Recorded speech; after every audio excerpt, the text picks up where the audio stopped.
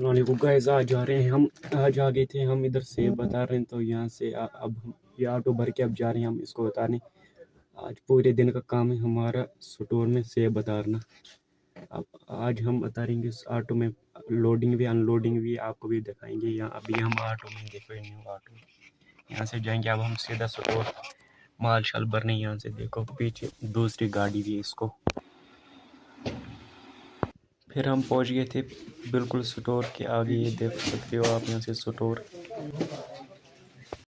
Guys अब जा रहे थे हम, देखो यहाँ ऑटो भर के अब जा रहे हैं हम दराज जरा लाने। यहाँ से देखो दो फेरे वहाँ पे ख़त्म किया, एक यहाँ पे ख़त्म करेंगे। देखो हम क्रेटों के ऊपर बैठे हैं, मैं और मेरा भाई। ये देखो गाइस यहाँ का मौसम देखो।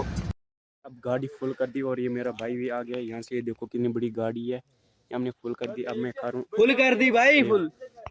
अब हम 5वां टेम्पो लोडिंग करने जा रहे हैं। यहाँ से देखो 5वां टेम्पो। हाँ, चौथा ही है।